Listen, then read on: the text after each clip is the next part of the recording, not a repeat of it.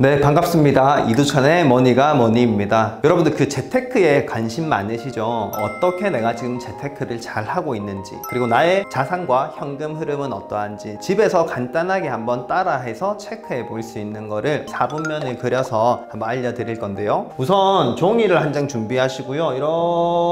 이렇게 그어서 4분면을 만들어 주세요. 1번, 여기가 2번, 3번, 4번이라고 칭하도록 하겠습니다. 1번에는요, 내가 벌어들이고 있는 소득을 한번 적어보는 거예요. 소득. 그래서 월에 내가 급여를 받고 있다. 급여가 300만 원. 근데 이게 급여가 플러스 알파로 아르바이트를 하시는 경우가 있다면 알바를 통해서 달에 50만 원을 더 벌고 있다. 이렇게 적어 보실 수 있을 겁니다. 이렇게 소득이 있다면 우리가 또 써야 되잖아요. 쓰는 지출이 있을 거예요. 지출. 근데 이 지출은 늘 나가는 고정 지출이 있고요. 늘 나가는 건 아니지만 경조사를 갔다든지 생일 선물을 사줬다든지 집에 인테리어를 바꿨다든지 사고 싶은 장난감을 샀다든지 기타 등등 해서 이런 변동 지출이 있습니다. 고정 지출은 우리가 흔히 수도, 광열, 보험, 교통비, 식비 여러 가지 매달 고정으로 나가는 게 있고요. 변동 지출은 그때 달라지는 거를 변동 지출이라고 할 겁니다. 그러면 고정 지출이 얼마다, 변동 지출이 얼마다 이렇게 한번 작성해 보실 수 있을 거예요.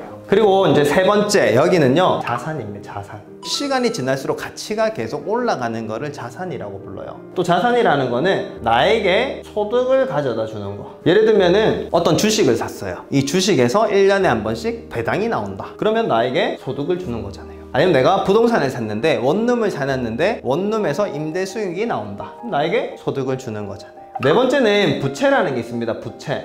반대예요. 시간이 지날수록 가치가 떨어지는 거. 자동차를 샀습니다. 예를 들면 그랜저를 한 대 사서 열심히 탔어요. 3년, 5년 지났어요. 가격이 어떻게 되죠? 당연히 떨어지겠죠. 이런 걸 우리는 부채라고 부르는 겁니다. 무언가를 사서 가지고 있으면 가격이 떨어지는 거. 가지는 순간부터 나에게 돈을 빼내가는 거. 간단하게 생각하시면 됩니다. 이제 자산이라는 거는 나의 소득을 높여주는 거고요. 부채라는 거는 가지고 있는 순간 나에게 지출을 더 시키는 거를 부채라고 합니다. 자, 그럼 우리 현대사회에서 소득을 벌고 있어요. 일을 해서 소득을 벌기도 하고 자영업을 통해서 소득을 벌기도 하고 이렇게 소득을 벌어서 일정 지출을 하게 되고요. 소득에서 지출이 빠집니다. 근데 제일 안 좋은 경우가 이제 이 경우예요. 소득을 벌어서 지출을 해요. 근데 내가 가지고 있는 게 자산은 없고 부채만 있는 경우도 있어요. 부채도 지출을 해요. 이게 없는 경우인 거죠. 나에게 추가적인 소득을 주는 자산이 없을 경우에는 그래프가 이렇게 나옵니다. 1번,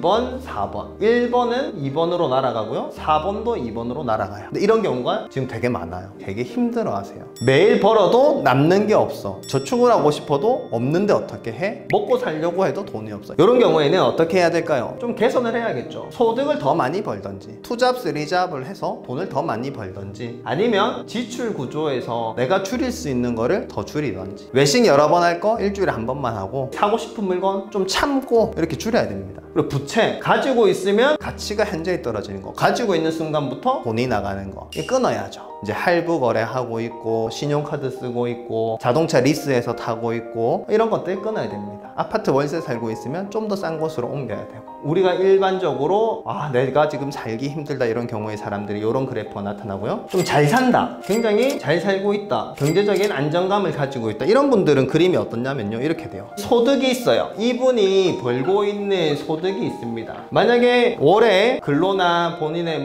커리어나 여러 가지 활동을 통해서 월에 500만 원의 소득을 본인 스스로 번다고 칩시다. 근데 이분이 가지고 있는 자산이 많은 거예요. 주식도 있고 채권도 있고 여러 가지 투자도 해놓고 부동산도 있어요. 이 자산이 매년 5%씩 예를 들면 자연 증감한다고 칠 수 있어요. 왜냐면 물건 상승보다 이 자산이 오를 가능성이 훨씬 크거든요. 내가 가지고 있는 자산이 매년 5%씩 순 증가를 하고 있고 이 자산에서 매달 나에게 500만 원씩 돈이 들어오는 거예요. 그러면 이분의 소득은 월 1000이 되겠죠. 월 1000. 근데 중요한 거는 부채는 하나도 없어요. 굳이 빚을 가지고 있을 이유가 없기 때문에 빚이 없는 경우도 있어요. 근데 가지고 있는 빚이 좋은 빚일 수도 있겠죠. 내가 2%로 빚을 내서 레버리지를 내서 5%로 수익 나는 상품에 투자를 했어요. 그럼 이 부채라는 것도 이 자산을 형성하기 위한 부채로서 작용을 하기 때문에 결국 3%의 수익을 주고 있는 부채니까 크게 부채라고 볼 수 없습니다. 이 룰이 깨지면 이건 바로 부채로 변하는 거예요. 돈이 시간이 지날수록 빠지고 당장 돈을 빼나가니까. 이런 포트폴리오를 가진 사람들은 자산이 나에게 돈을 벌어주고 부채를 이용해서 자산을 더 불리고 내가 불린 자산이 또 매년 5%씩 순 증가를 하고 있고 나의 소득 플러스 자산에서 돈이 계속 나오는 거죠. 그럼 이렇게 벌어진 돈을 지출해서 예를 들면 30%를 사용했다고 칩시다. 그러면 300만 원을 사용했고 700만 원의 여윳돈이 남죠. 이게 또 어디로 갈까요? 이 700만 원. 자산을 더 형성하는 거에 엎어지겠죠. 우리는 이거를 복리로 사용할 수도 있고 새로운 재투자금으로 사용할 수 있습니다. 이런 포트폴리오가 만들어지고 난 다음에는 이 남는 자산, 남는 돈을 이용해서 더 많은 자산을 구입하기 때문에 우리 워렌 버핏 할아버지가 말한 것처럼 스노우볼 효과가 나는 거죠. 처음에는 돈의 덩어리가 이렇게 작았다면 눈덩이가 굴러서 나중에는 이만큼 되고 나중에는 1년 굴렸을 때 이만큼 되고 이만큼 됐을 때 1년 굴렸을 때 이만큼 되고 처음에 1억이었다면 1억이 3억이 되고 3억이 5억이 되고 5억이 10억이 되고 계단식으로 증가하게 되어 있습니다. 그래서 굉장히 간단한 거예요. 요게 우리가 현금 흐름과 나의 재테크 상황, 나의 경제 흐름 상황을 집에서 간단하게 한번 그려서 체크해 볼 수 있는 방법이다. 이렇게 생각하면 될 겁니다.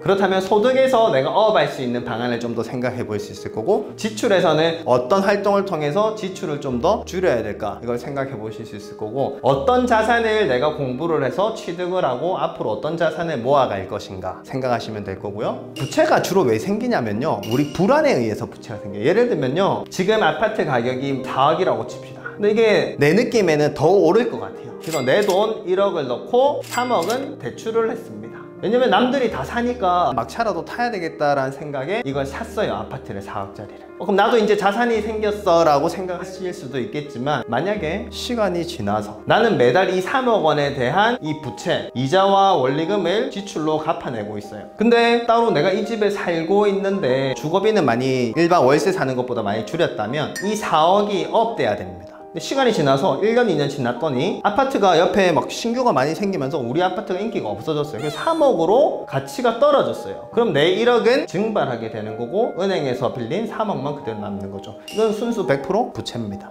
그래서 내가 자산을 취득했다고 생각했는데 알고 보니까 부채가 되는 경우도 많습니다. 그래서 이 자산이라는 거는 시장을 빨리 보는 사람들은 똑같은 부동산이라도 자산을 취득하게 되고요, 이 흐름을 자기가 보지 못하고 남을 따라서 세상의 이야기를 따라서 불안에 의해서 사면은 자산을 사는 게 아니라 부채를 사는 상황으로 몰릴 수 있습니다. 자, 지금까지 경제 흐름 4분면을 그려놓고 간단하게 재테크 상황, 나의 재무 상황을 체크하는 방법을 알아봤는데요. 여러분들도 집에서 이렇게 한번 그려보고 가족 회의를 해보는 시간을 가지면 좋을 것 같습니다. 지금까지 이두찬이었습니다.